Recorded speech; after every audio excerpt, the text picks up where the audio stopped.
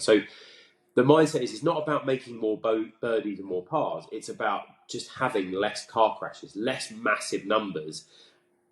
And it kind of makes my point. It's not about being world class. Like bogeys are amazing scores for 80s, 90s, and 100 shooters. Just don't make the car crashes. Protect your golf ball. Kind of keep it in play and just don't have those big numbers. That's actually the really unsexy stuff to turn a 100 golfer into a really competent 90s or 80s golfer.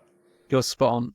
Really, the whole game of golf can be boiled down to a high handicap level, a double bogey avoidance, and then at a lower level bogey avoidance. That's it.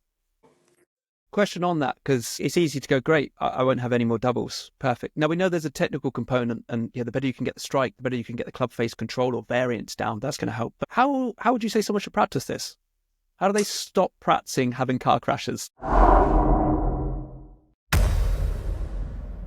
So first up, thanks so much for coming on, Mr. Taylor. Would you like to just give people a wrap through who you are, what you do? Yeah, so my name's Ian Taylor. I'm a PGA professional. I've been a golf pro for nearly 20 years. You can tell from some of the greys coming through. But yeah, I do a variety of things now. So I've got a couple of businesses outside of the golf industry, but predominantly now I'm dedicating my time towards coaching, specifically for golfers who struggle to break 100, 90, the unengaged golfers. So quite niched there. Yeah, and then I do some consultancy stuff as well. I do a little bit of work for the PGA, which has been new, and sort of helping some of the new PGA trainees go through their foundation degree, which is really exciting and thoroughly enjoying. So yeah, that's kind of me in a nutshell. Yeah, the reason I want to have you on is you're an amazing coach. Love how enthusiastic you are when you're coaching as well. One of the big tips that I always took away from you is you said years ago to me is when someone comes for a golf lesson, I want them to feel like they're on holiday. Yeah. And that really stuck with me. And I've always thought that since, actually, when I was golf coaching and lecturing, they're two things that I really took away. But we had you on before. We talked a lot around how to break 100, how to break 90. But there's some other stuff that I think you do great and most golfers don't talk about. So I think I almost want to pitch today's show as like, how do you have more fun as well as getting better? And what are some of the challenges that golfers have? So where I wanted to start, and something you've talked about, and I've kind of called it like confidence loop. What do you see as the problem with those golfers who struggle to break 100 or 90? And what does that look like to the bigger picture? Yeah, so I think, you can talk about it from different aspects. I think fundamentally, golfers who struggle to break 100 lack on-course confidence. And it's like this never-ending circle. So why do they lack on-course confidence? Because they don't play enough. But why don't they play enough? Well, they don't play enough maybe because they don't have the on-course confidence. Having that confidence in yourself to go out and play, whether it's socially, whether it's being part of a community of golfers, be it golf days out and about, whether it's competition golf at your local club. But yeah, I think it's kind of this never-ending circle is that when, if somebody plays more, they generally get more fulfillment and they're better at golf. But to play more, they need to be part of the right community and kind of meeting their needs, whether that's being a member of a club or having a good niche of people to play with.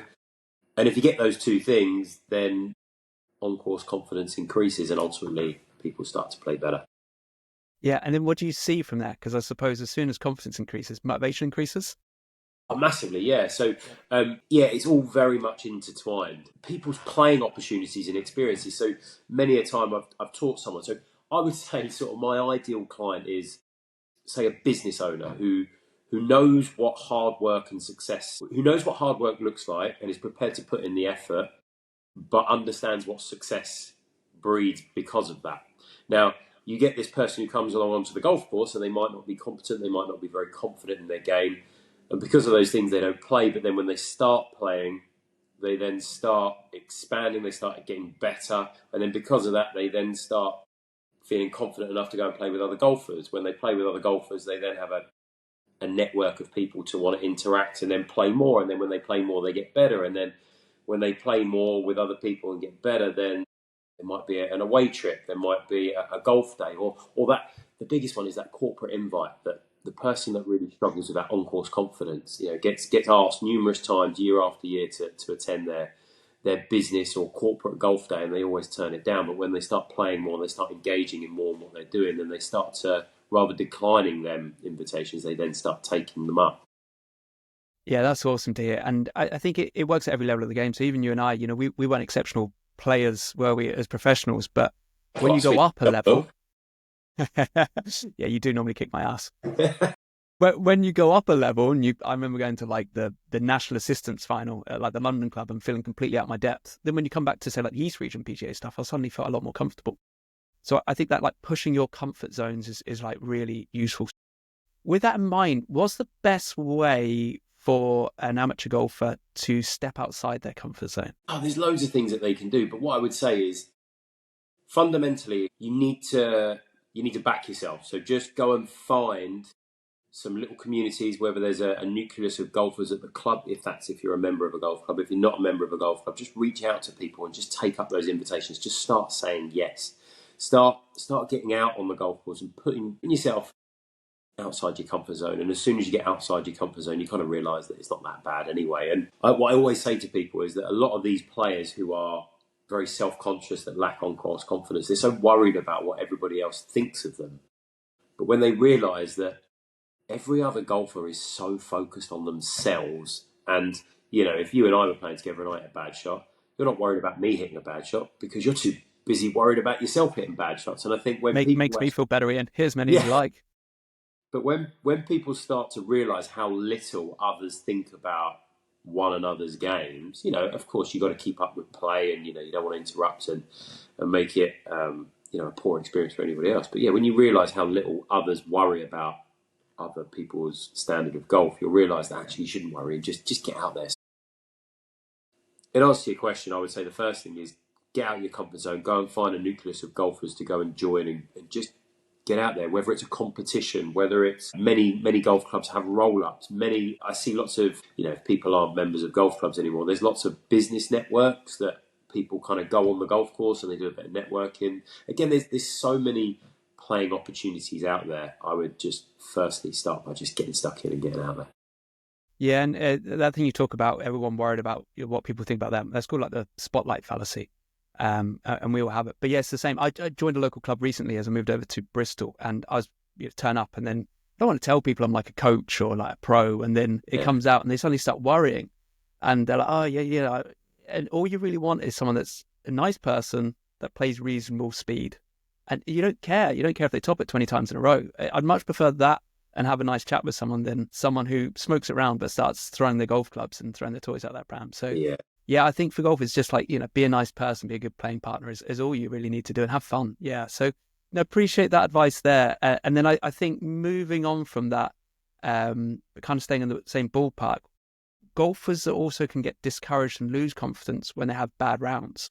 So how do you deal with a player who comes to you and, they're in a bit of a slump, and then that can kind of negatively spiral in their confidence? Yeah, well, I think and you'll appreciate this. As a coach, I spend my life managing people's expectations. That golfer, irrespective of whether they're a 70 shooter, 80s, 90s, or 100 shooters, doesn't matter what their ability is, generally their expectations are far beyond where they need to be. So the first thing I'd always do is get them to understand what good looks like. So if I've got someone who can't break 100, I will show them, I'll give them a breakdown, whether that's how many fairways does that golfer hit, how many greens in regulation does that golfer hit, how many putts per round do they have, how many times do they make double bogey or more. And just giving them simple stats like that, and then cross-referencing that in relation to their game. And fundamentally, what generally most people realise is that, firstly, they're not as bad as what they think they are. And secondly, the leap to get better is nowhere near as far as what they originally thought it was. Nice. And really tying this up, this little section this is what I think you did so well as a coach. You're moving back more into coaching along with your other business ventures at the moment, coming out of retirement, as I like to call it for you. Yeah. But you used to do this really well, which is where you were at Essendon and where you were at East Harts before, is really understand, okay, this individual wants to get better at golf, but enjoy it. And you're great at getting them involved in that. So just to sort of wrap this up, if you've got a story, kind of throwing this one at you, but if you've got a story of someone, where they started, how they changed and where they ended up. Yeah, I'm thankful and lucky to have quite a few. My success is only down to the level of commitment from the player in front of me. But the one I never forget is there was a gentleman, and I'll keep him nameless, but he was I don't even know if he called himself a golfer, but let me paint the picture. So he probably played 3 times a year. He would go on, he would get invited to corporate golf days, but he would sporadically play. And I think when he first come, he would shoot probably 115 to 120. I think his best round at the point was probably 105. So that kind of paints the picture of the standard of golfer he was. He didn't have a nucleus of friends. His friends didn't play golf, so he didn't have a nucleus of people just to lean on and start playing every Saturday with Bob, Dave, and Steve, for example.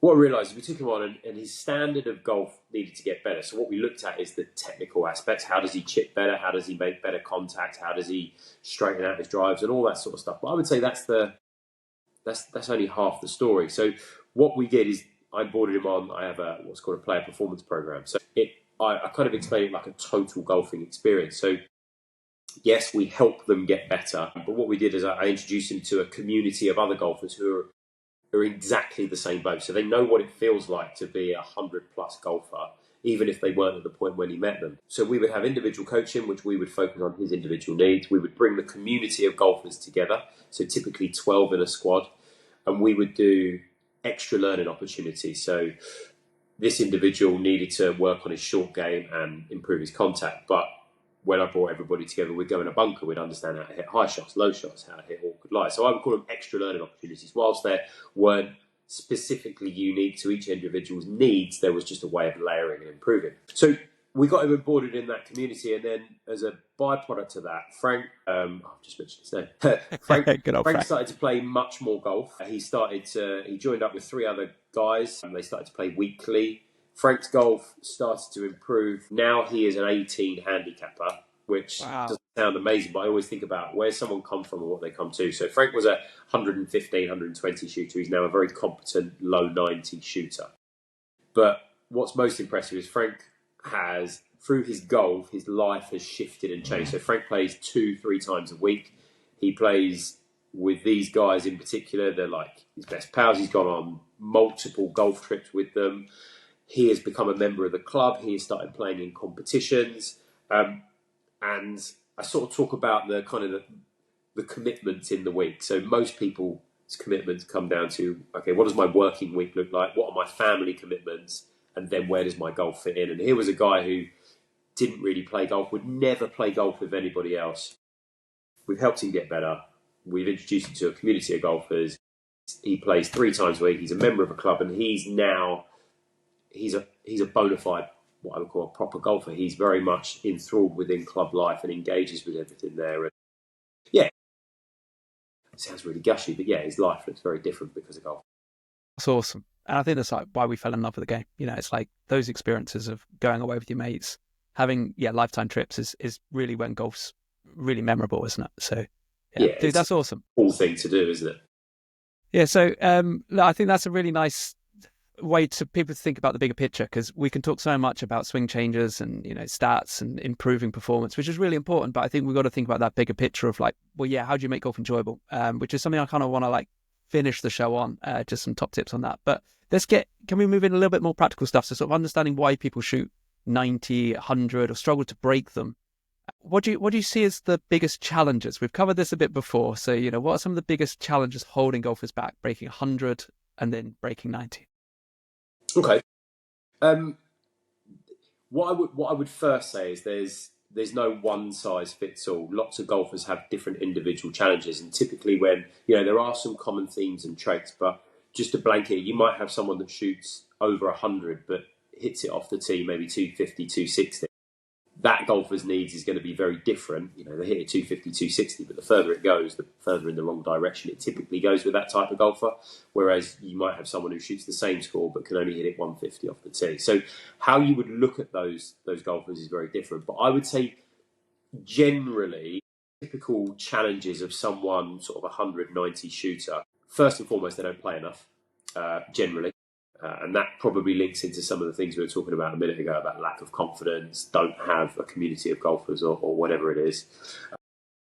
I would then link into limited tactical awareness, and this is something that doesn't really get spoken about enough. Yes, most I probably think most amateur golfers, when they think of golf coaching, they think, right, I'm going to go and see Ian, I'm going to give him 70 quid for an hour of his time, and he's going to change my grip or change my swing and change something technically. And, there are times and reasons to do that. But tactically, these are 100 shooters. They're not, first of all, aware of what clubs should they be taking in certain situations. Why is maybe a lower flighted shot around the green better than a higher flighted shot? How can they stack the odds in their favour? How can we give them new shots and tools to be able to navigate their way around the golf course? So that's a common theme.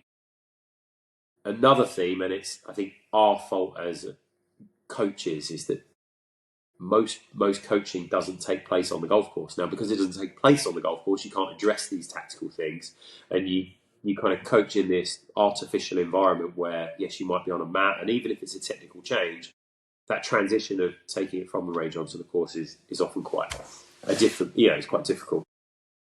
I think getting on the golf course with these types of golfers is really vital and important. I would encourage most people who are looking for tuition to try and have some element of pretty much every session on the golf course as much as possible, or certainly have it in context to the course. Yeah, that's huge. And I love that you've actually blamed us as coaches for that. I agree with you there as well. Like if you stuck a gun to one of our heads and said you've got this person who averages 105 and they need to break 90, we probably wouldn't be trying to hit loads of balls and change their grip. We would be straight onto the golf course with them. The other one, which you kind of touched on, but I think is a really critical point for golfers to understand, is the range is for improving your dispersion, and then the golf course is for allowing for your dispersion.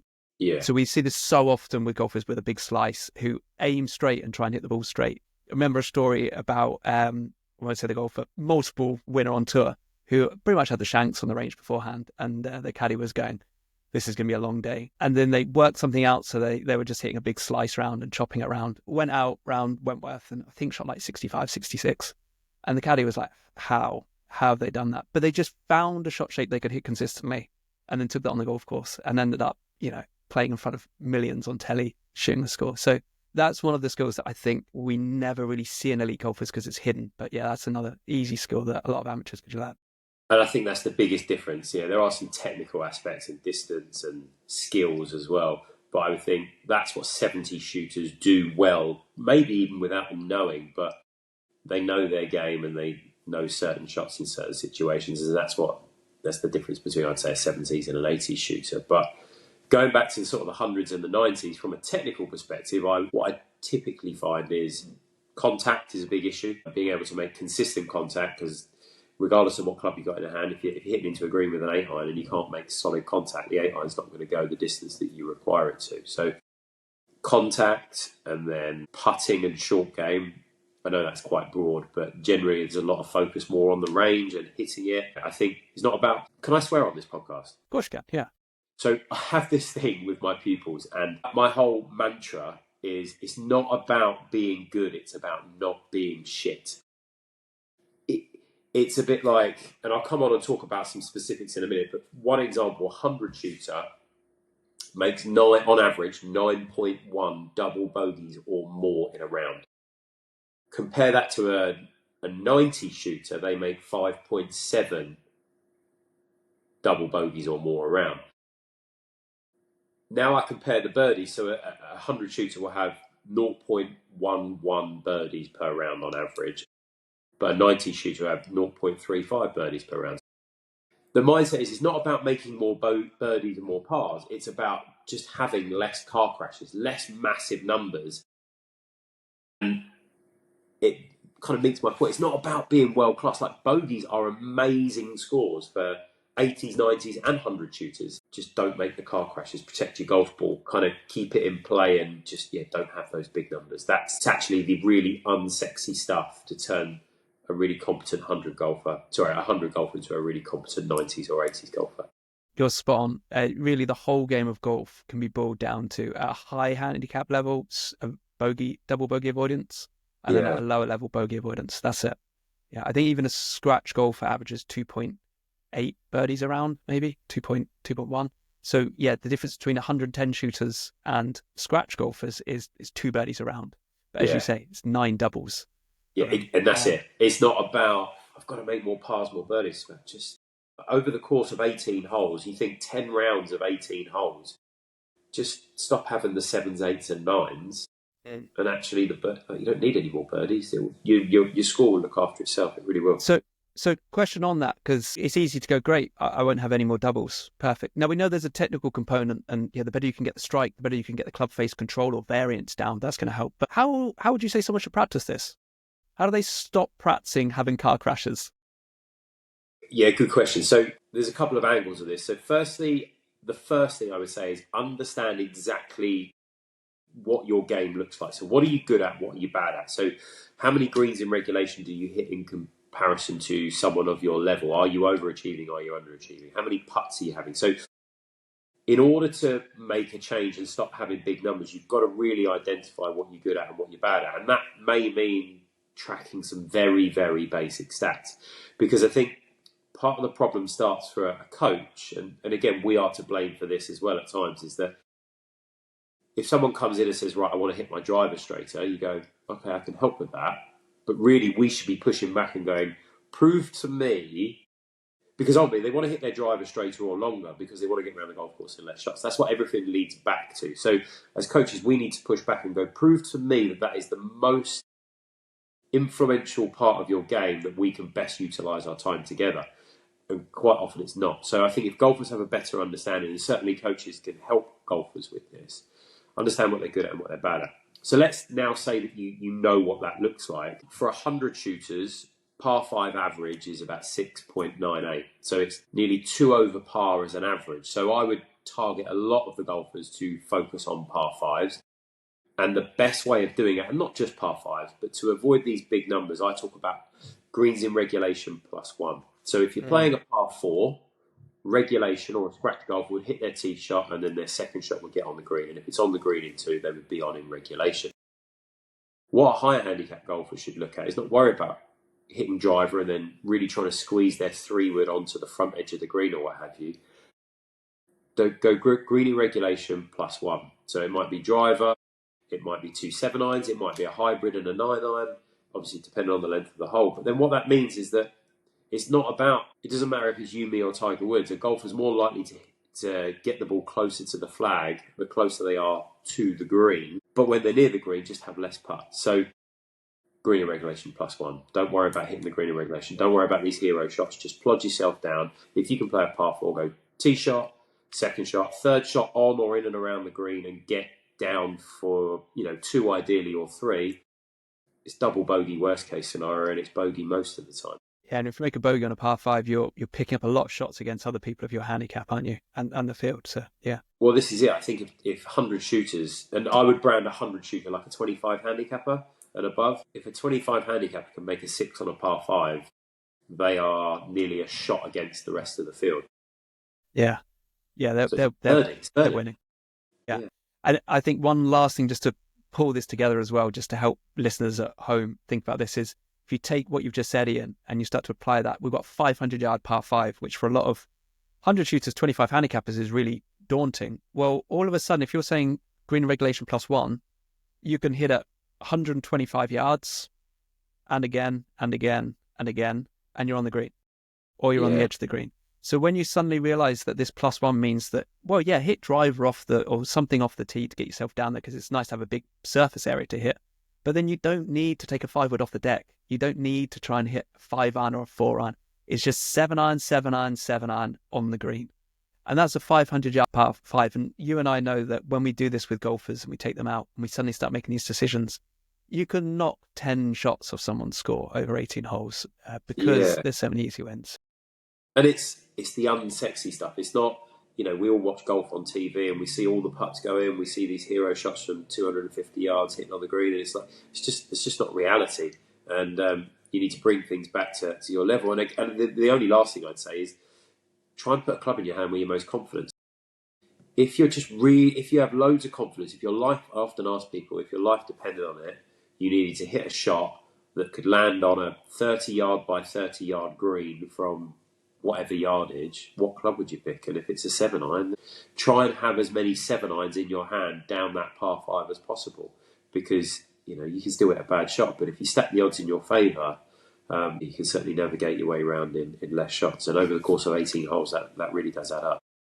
I love that. I think that's awesome. So look, I'd like to move on think we've done some really good stuff there. That feels like a really dense bit of information we've given in 20 minutes for people around, how to improve looking at the wider aspects, how to improve looking at the more detailed aspects. I want to touch on like just having more fun as this last point, because I think it's something that never gets talked about. So I think let's start off with the social aspect. Social is really important. So how can golfers find the right type of people to play with? And then what should they do if they're nervous about that? Well, it depends on what type of golfer they are. So let's take maybe an introvert, someone who's recently joined a club, maybe someone who's a higher handicapper that would feel uncomfortable in playing in a competition. But what I would say for those people is go and speak to the pro. Go and build a relationship with someone of influence. That might not be the right word, but the reason I'd say maybe the pro is because the pro knows lots of members, and you can say, look, I'm a 100 shooter. I lack a bit of on-course confidence. I'm just looking for a few guys of a similar ability to kind of play with and identify times of the week we can play. Go and speak to that pro, and that pro will go, look, well, I know there's certain groups that go on a Monday, there's certain groups that go on a Saturday. Here's some options. I can introduce you. So I would certainly leverage the pro. If it's not the pro, it might be a committee member or maybe just an organizer at the club who's a person of influence and knows lots of people. I would say that's a great place to start. Nice. If someone has a little bit more confidence and can get round it, if someone shoots 100, you have got license to go and play in a competition, because technically it's a 25 handicap, right? 25 on average.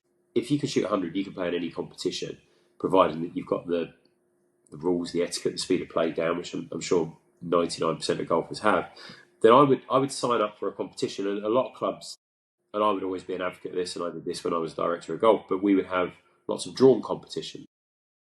What's beautiful about that is you can get drawn. Let's say you recently joined a club, get drawn in 3 competitions. Well, by the end of that 3rd competition, you play with 9 different people, and the likelihood is as well is that you've gone in the bar afterwards and you're having a drink with the 4-ball in front and the 4-ball behind. And if we took that analogy, well, then you're going to know 24 to 30 people straight away. So I would say it's a bit like, and I've not done it by the way, but it's probably a bit like doing a skydive. The fun is, yes, it's nervous going up in the plane, and the fun's not sitting on the edge, but whilst the most nerve-wracking bit is to jump out, that's where all the fun happens. So a silly analogy, just jump out of the plane, just go for it and get stuck in. And what's the worst that can happen? You're either going to have a great time, or you're not going to have a great time. But if you don't have a great time, you're going to understand and reflect on why and look at some of those gaps.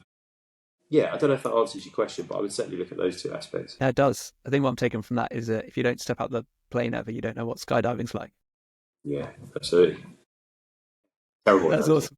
So another one on this, something that I see a lot is high handicappers going around playing golf, trying to play medal golf, finish every hole. For me, I'm like, this is a terrible way to grow your confidence. So I've got a couple of ideas, but I want to hear, what's your ideas of how golfers can, I suppose, change the formats they play golf to make it more fun and build more confidence?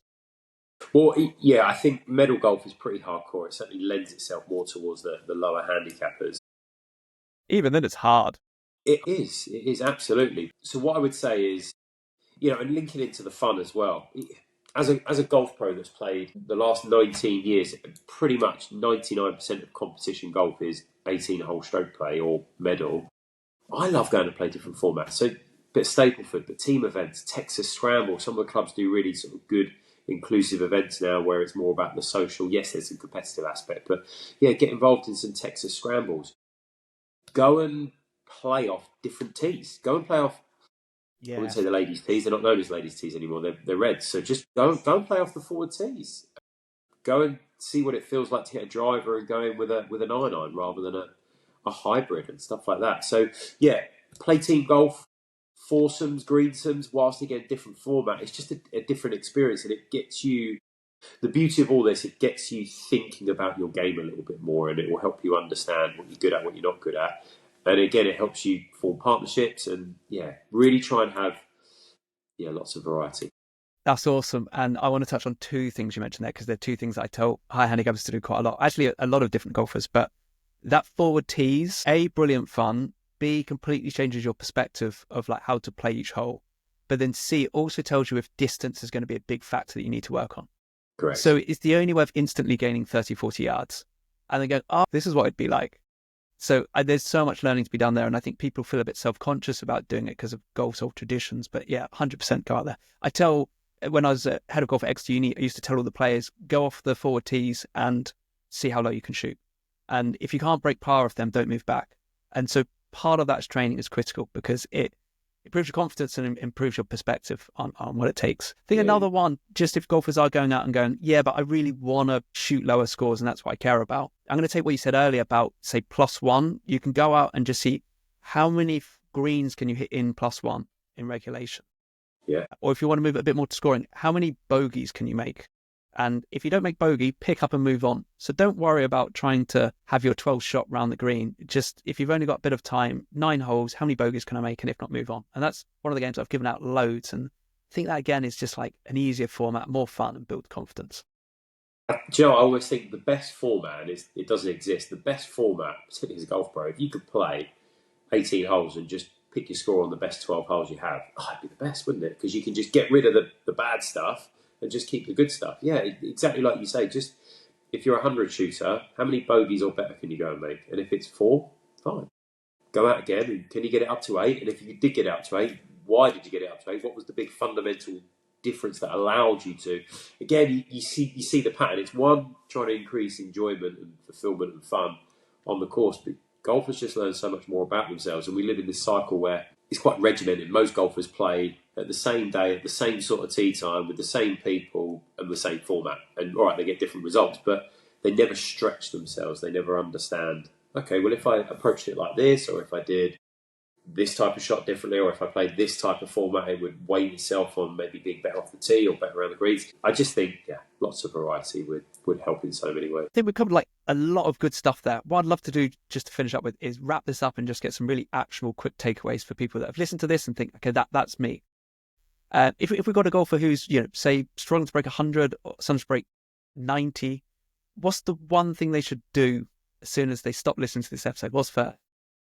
The one thing, well, I made some notes actually. So a 100 shooter, limit their double bogeys and above. That's okay. And then what about 90s? 90 shooters. So half the same conversation, but I would say increase their greens in regulation. I like that. Now, that probably answers my next question, because I was going to say, what should golfers track beyond their score if they want to improve? So I suppose this leads down to what you're just talking about, playing stats. Yeah, I think there's most people have distance measuring devices now, and there's lots of sort of gizmos and tools, which makes it really easy just to record your shots, and that in turn behind the sort of the back office side, it kind of puts stats together. If you can just keep the basic stats, first of all, score. So what did you score over a period of at least 10 rounds? That gives a stroke average, which is really important. How many greens in regulation? If you're a 90 or 100 shooter, I would add greens in regulation +1 in there. How many putts per round they're having? I would be throwing in there. It is relevant, but I'm less interested in how many fairways you hit, because that links into greens in regulation quite heavily. So I think if I was going to keep it ultra basic, I would just go with greens in regulation, putts per round, stroke average. Yeah, and I think the better one than fairways in reg is like can't advance the ball. So if you want to keep something, it's how many tee shots could you not advance the ball forward? Yeah. So that could be a lost ball, water, or chip out sideways. I think that's better. And then I think that leads nicely on, because you've told me you've prepared some stats. So come on, let's hit them with a few numbers. What's some key stats that these golfers may want to know? Okay, so again, the way I work is I right or wrongly, this is how I do it. I ban golfers into certain sections. So I have 100 shooters. So typically that is someone who's a 25 handicapper and above. I would call a 90 shooter an 18 handicapper and above, and I would call an 80 shooter about a 10 handicapper and above. I kind of draw on some of what I think is the most relevant for if a golfer's listening and they fall into these categories, what are the big things they should be looking at, and where are they in relation to maybe some of these numbers? Let's start with a 100 shooter. A 100 shooter has 9.1 double bogeys or more on average. So that's nearly 50%. That's over 50%, actually. Over 50% of the holes they play. Some of the maths isn't great. Stick to golf coaching.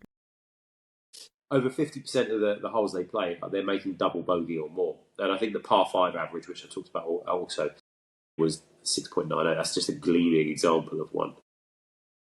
The second number is birdies. So a lot of people I get hit up on, I've got to make pars and birdies, but it's so negligible. So from an 80 shooter to a 100 shooter, an 80 shooter makes 0.7 birdies a round. A 100 shooter makes 0.11. So that stat is negligible, whereas a double bogey plus, 100 shooters making 9.1, whereas an 80 shooter is making 2.8. So again, it's that unsexy stuff. It's about not being good. It's about not being shit. So that would be the first thing. The second thing is greens in regulation. So 100 shooters have about 10% greens in regulation. Again, it depends. This is on average, but so 1.8 greens out of 18 they're hitting in reg, and then 3 putts they're having 4.9. You know, that's a huge percentage of the times when they're on the green, and you've got to bear that stat in mind with how many greens in regulation they're hitting as well. So if you've got a really good golfer who's hitting the green in regulation, but typically they might be coming in from say 160 yards, well, it's harder to get the ball closer from 160 yards than if you've got a 100 shooter who's not hitting the green in regulation, but you think of their shot onto the green is probably within 25 yards. Well, you would think the better golfer from 160 yards is going to be further away from the flag than a 100 shooter from 25 yards. But yet, even still, the 100 shooter's having far too many 3 putts. So make sure that first putt is better from a 100 shooter perspective. Nice. Love that. Yeah, as you kind of got into, these kind of go non-linear in the sense that you stop making so many doubles, you start making more bogeys, and then it's all about trying to get the bogeys down. But I think that's great advice. So a 90 shooters having double bogeys, and again, there's and I've got loads of stats, and I'll happily share it with anyone if anyone wants to check it out. A 90 shooters having 5.7 double bogeys around, so it's still quite high, but you know it's significantly lower than a 100 shooter. Again, they're making 0.35 birdies around, so just it's not even worth thinking about. Greens in regulation, they are sort of double the 100 shooter. They're having 22% of greens in reg, so nearly 4 greens in regulation. But again, not massively high. So I think that's a big area that golfers in that section can, if they can focus on that number, they can really improve. And then 3 putts, they're having 3.63 putts per round. So they're still having quite a lot, but obviously they're hitting more greens and so it kind of balances out. A golfer that doesn't hit many greens but has loads of putts, that's a golfer that can really shift their performance quite quickly. So yeah, and then an 80 shooter. So this is the sort of stuff coming down to that unsexy stuff. So the double bogeys, they're having 2, or double bogeys or more, they're having 2.8 around. Birdies are 0.7. Greens in regulation, they're hitting about 36%, which again, a 10 handicapper still only hitting just over a third of greens. A lot of people's expectations are they should be 9, 10, 11, 12 greens in reg, but it's just simply not the case. 12, 13, you're on tour. Yeah, exactly that.